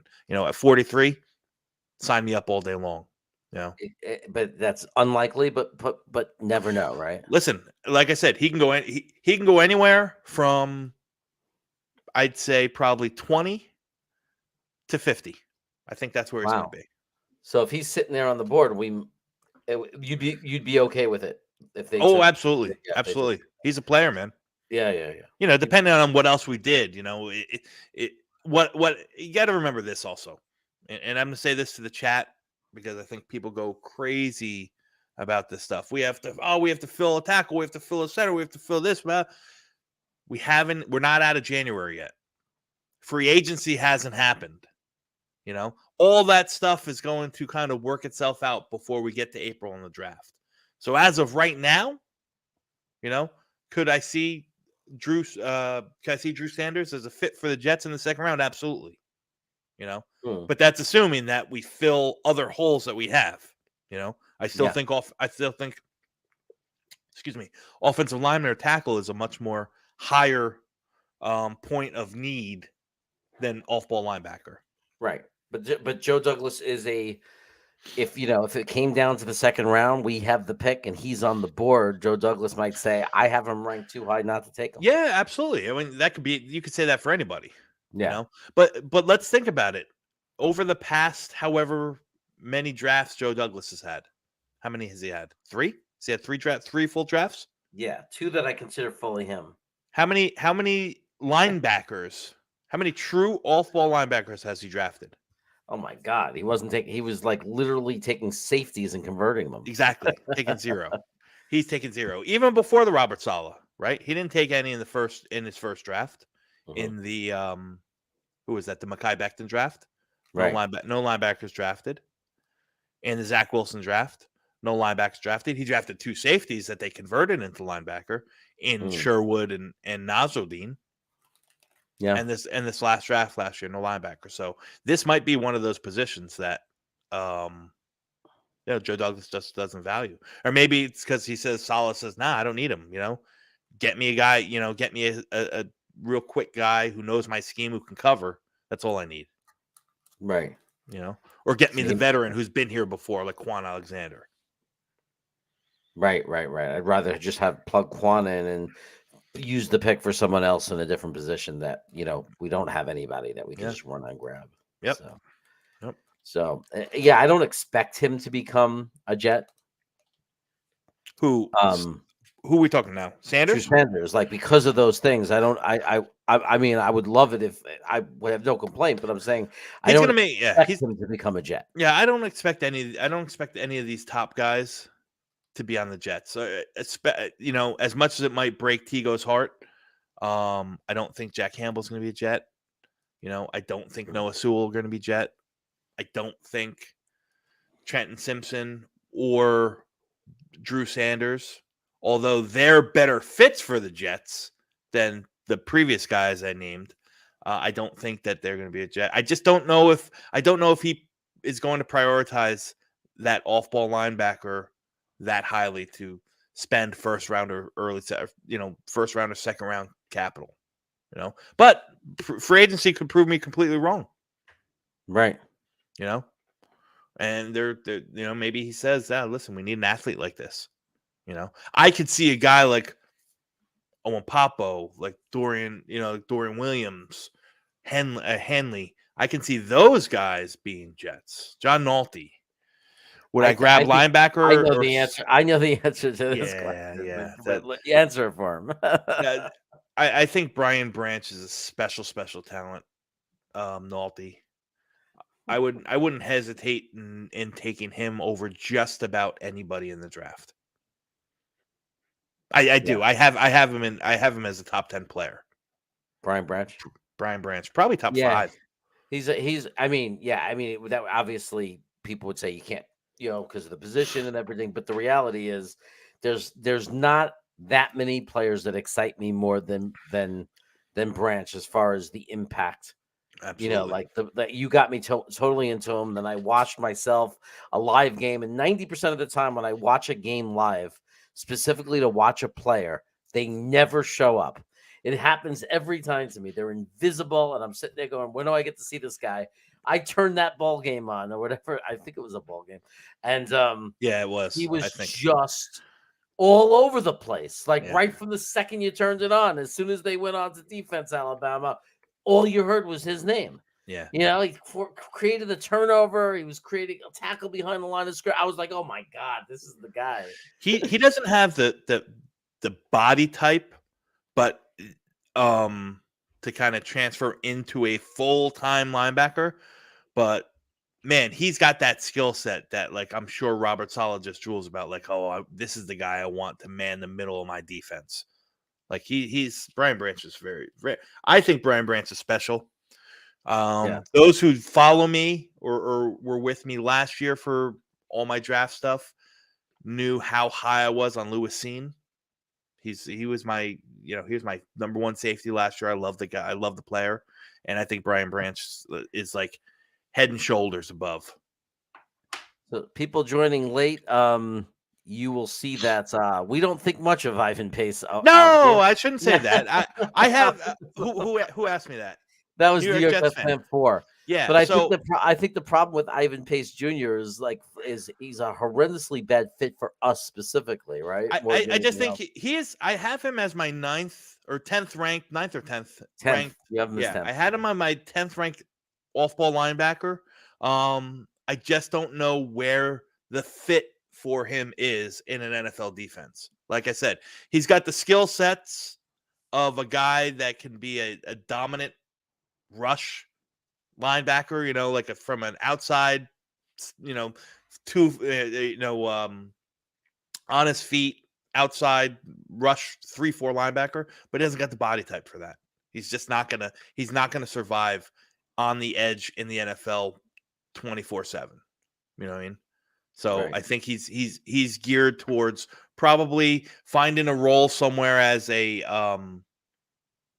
as a nickel, a nickel back or someone maybe in a 4-3 scheme eventually that can help in the run, probably a strong side. But again, that he's 6 feet tall, 220 pounds tops. So it's going to be tough for him. I just he's don't see the small. role. Yeah. Like I love the way he plays. I do, but he's just I just don't know how his game translates in the NFL. Yeah. So Grandizer has an interesting question. Okay. He likes Servosia Dennis. I've seen him too when I go through the mock drafts. Yeah.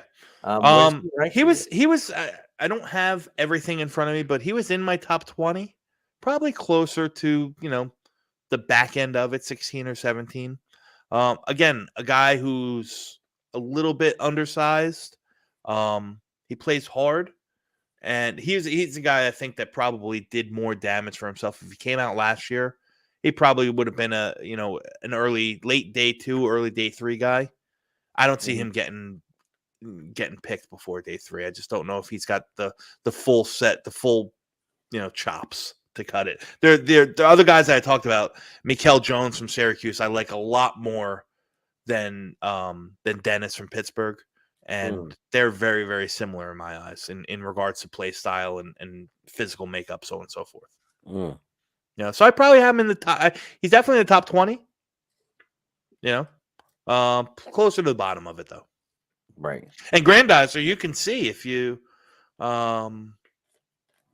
get a copy of the Dom C draft guide that when it comes out right around the combine. Yeah. Let's just pick a favorite out of these guys. Pick one that you like the best, because we don't have a lot of time to go through everybody. But so Cam Jones, Cam Jones, I like a lot. Cam Jones is a really good player. He's just an injury waiting to happen. I think he's missed the majority of 2 years fighting injuries. But if he can figure that out and stay healthy, I think he has the chance to be a really, really good player. I like his skill set. I think he's not scheme specific. He can play inside, outside. I like him a lot. I like Cam Jones a lot. I just, like I said, he hasn't been able to stay healthy a full year at any time, at any point in college. That's a problem. That's a problem. Absolutely. I mean, certain teams don't care because they have like that lucky charm thing where everything just falls into place for some teams. And then you have teams like the Jets where you draft a guy that got hurt every year in college. I guarantee you he's your next Blake, your next Blake Glassman, Yeah. Like he's just going to come here and be hurt the whole time. So absolutely. But it's too bad. It's too bad. Injuries stink. Certain players are plagued with them for whatever reason. They're just. Yeah, well, he's a guy that, like I said, he's got the athletic chops to hang in the NFL. And we're talking about Cam Jones from Indiana. He's got the athletic chops to hang in the NFL, but teams are going to flag him, and he's going to drop down boards because he's an injury risk. So maybe he's one of those guys that ends up being a 5th or 6th round pick, and down the road turns out to be a really, really good football player that slipped down to the 5th or the 6th round because he couldn't stay healthy in college. Tigo has a question. Okay. Do you feel the Jets leave a position open with the intention of filling it in the draft? If so, what position do you think they leave open? So when you say leave open, I'm assuming that you don't re-sign somebody currently on the roster or address it in the first wave of free agency. That's my assumption of leaving open. Let me think. Like if they were to say, screw it, we'll eat the $3 million in dead cap and we're going to cut Whitehead, and then Joyner's not there, so maybe you have Adams, but that's leaving it open, right? Like you have to draft somebody. Well, I think the easy answer to that, Tigo, is offensive tackle. I think their intent right now, I don't see them going out and paying for a big time tackle. I know that kind of is counterintuitive to your offseason breakdown, and a lot of people that have been doing those, have them going out and signing a big tackle. whether it's McGlinchey on the right side or, somebody else. I don't see them making a big play there. I think their intent right now is, if we're keeping 13, is to probably take the best tackle on their board at that point and have them compete with hopefully Mekhi Becton's healthy, and or Dwayne Brown, and or Max Mitchell, and just putting the best two out there. Mm-hmm. That's what I think is going to happen. I could see them going for a tackle in the second round as well, depending on how confident they feel about Becton, because they'll have more information. They're watching him. He's at the facility. Yeah. So in 2 months, they'll have much more information and, believe, they might believe even more strongly because they might see him doing very good things like squats and heavy weight and running on it and looking really fit. And they might say, this guy's going to come in and be okay. Yeah, sure. Yeah. Or listen, same thing with Max Mitchell. They're going to get medical updates. So we're going to know we're going to know more about Max's condition. If I think that they're going to, if I think they're the focus, if they focus on a positional group in the draft alone, I think it's going to be offensive line. I like I said, I think it would make, I could see them not addressing that in free agency, not bringing back guys they have on the roster. Like, if we're talking tackle, for instance, they let go of Fant. They're not going to pick up his replacement at free agency, and they'll use that in the draft.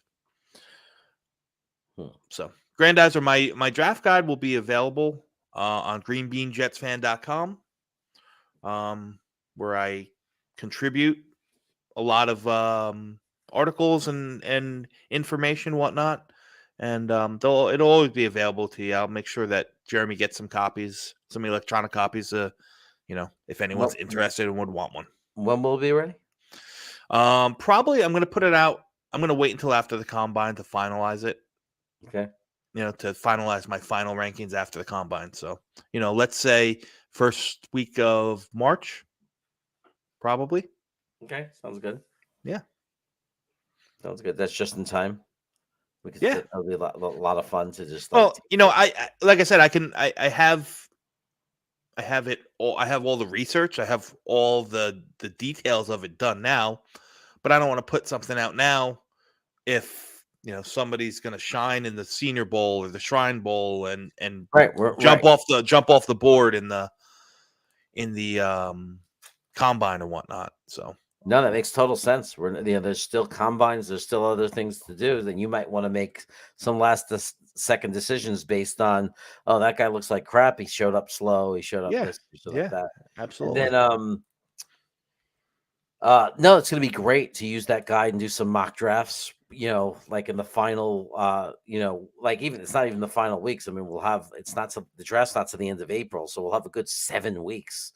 Absolutely. Mock drafts and having a really good draft guide to use. I can't wait to use it. I can't wait to have it and do mock drafts. And so I could look at the board and say, okay, let's look at these positions and let's look at linebackers and who's up there. And let's look at safeties and who's up there and be able to. And I did, listen, I did some fun things with it outside of your normal breakdowns, like we're going over in these, on these Sunday night shows. But, I have my top 300, I have guys, I have my, my best sleeper picks, the guys who I think will be, round 5 and on, that kind of stuff. So there's just some different things to look forward to and read about, a lot of small school, I have a small school sleeper from every positional group. So, yeah. I saw the other day there was a quarterback who looked pretty good for one of those teams yesterday. You know what? I got to be honest with you. I've been so knee deep in getting all my info together for the guys who are going to be at the Senior Bowl. I didn't watch or look any bit at anything about the NFLPA Bowl there. Yeah, I didn't recognize most of the names. I think those are guys that are like rounds 5, 6, 7, don't want to be undrafted free agent type guys, right? I believe Zay Flowers played there. If I'm not mistaken, and Zay Flowers getting drafted. Zay Flowers is going to get drafted high. He's a really good ball player. But I think he accepted that early and then had a good season, and then he got an invite late for the Senior Bowl, and he declined it because he said, "All right, I already committed." So I don't know if it was that or the Shrine Bowl, one of the two, but he's not going to be at the Senior Bowl as Zay Flowers. Yeah. I'm excited for you guys to go. I can't believe you're going tomorrow. I can't wait. It's gonna be an interesting week. Green Bean's gonna be there all week, right? Green Bean comes in. Yeah, I land tomorrow night. Green Bean lands Tuesday night. He'll be in there late Tuesday. Ooh, is he gonna be on the Jets 24/7 panel, or is he gonna miss that? I think he's gonna miss it. He's gonna be traveling for Tuesday. Oh. But we are doing. I know for sure he's going to be doing the Thursday thick of it, and I know Wednesday we're gonna have a little Senior Bowl special with the Beanbaggers. So Cool. I can imagine that he'll still be doing his morning shows as well. I'm not sure though. But Right. Tuesday, I think it's safe to assume he won't be doing the panel with Ryan and Matt O'Leary because he's going to be traveling. Wow, interesting. And that means he won't be on Tuesday night either. But he hasn't been because he's been doing the Monday night draft. So yes, which I will not be co-hosting tomorrow. So I don't know who he has in there doing the Monday night mock because I'll be traveling. Right. So now's your opportunity, Jeremy. Hop in there and co-host. My thing with Green Bean is the watch parties. Like he has a role for different people. I'm his watch party co-host. Not only watch party, I'm his events guy. Like so, if he's watching the green and white practice, if he's doing a reaction thing, I'm his guy. Like I'm his guy for like those kind of things, like events and like, to react to things. He likes my reaction to things. Yeah. A lot of people like my reaction to things. I watch it back on tape and I like it. I'm like, oh man, I'm into this stuff. Man, because that like I can't even like make people understand that the Owens, the Elijah Moore reaction is that's my boy. That's so off that was not planned in any way. I mean, that was just pure adrenaline, excitement. You know what I mean? I barely remembered that I did it afterwards. It was Green Bean who did this. He said that was great, and he started pulling on his jersey. But I got to go back and watch some of those watch parties, like for some of the big plays, like when I went, like lost my mind going crazy, you know. Watch like some of the wins, like Green Bay, the game, the Denver game. Yeah, I'm pretty sure the Buffalo game. I'm pretty sure I went crazy and I just forgot. So, yeah, next Sunday. Somebody just asked me what position is next Sunday. I don't know. What do you want to do, Jeremy? I mean, I'm going to be traveling. But I'll be home and settled by Sunday, so I should be able to do something. What do you think? Interior offensive line? Whatever you feel. Interior, okay. Is that include center and guard or just one? Yeah. I put the centers and the guards together. True interior offensive linemen. And why I think that should be interesting is because there's a lot of guys that are in my top 10 that are going to be at the Senior Bowl, so I'll be able to have some more intel. I love it. Speak a little bit, better about it. So why don't we do that? Why don't we do interior offensive lineman next week? I love it. I love internal offensive line. I think it's very underrated position. Yeah. I think it's very important. That's why I'm so happy we have AVT. I wish Lakin was a little better. I do want to go on record as saying I believe that Lakin might have a much better year than he did last year. He did suffer a pretty big, personal loss. And I do think it impacted him a little bit. And maybe he can. Well, it can't be worse. Put it that way. Yeah, he won't. He can't do worse. He can't do worse. But I do think he had some mental stuff going on. So yeah. I'm hoping he gets over it and comes back. Yeah. So we talked about the tackles. Let's knock out the rest of the offensive linemen. It's an interesting crew. Like I said, I don't know if there's a lot of top end talent. That are going to be had. There's some guys that could get into the first round. I mean, I think Osiris Torrance from Florida is just a big brute of a guy. And I think he's, destined for the first round. Some guys are going to have Peter Skoronski pegged as as an interior lineman, even though we talked about him as tackle. What is that? What is he saying? Are we playing? Listen, I'll be ready. I'm bringing my mouth guard and my cleats in case they need me. So you got your answer there, Harlan. We're going to do interior offensive line. Guys, thanks for being here.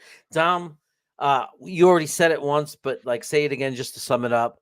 Where could they find you?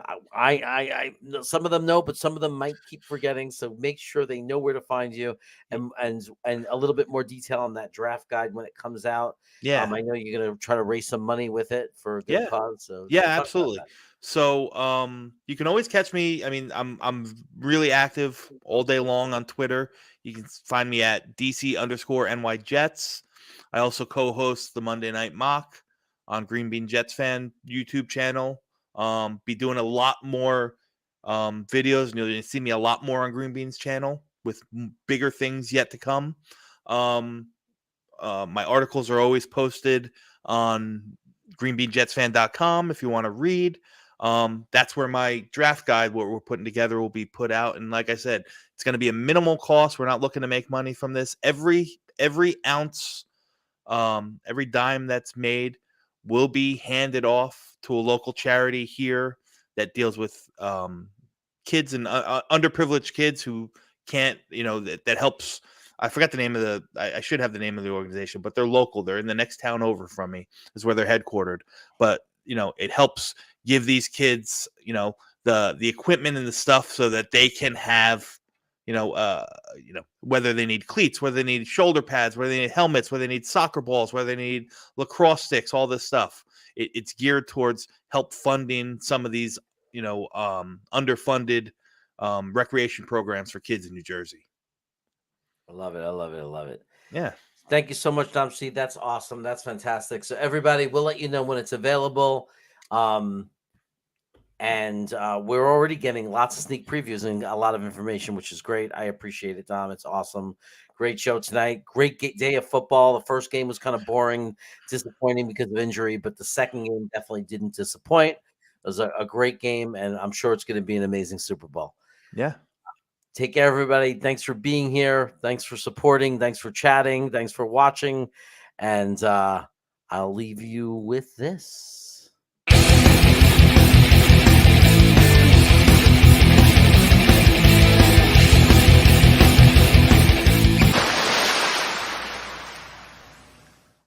We are live. We got Harry W. We got Richie from Jets Media, Matt O'Leary, Iowa Jets fan, we're in the house.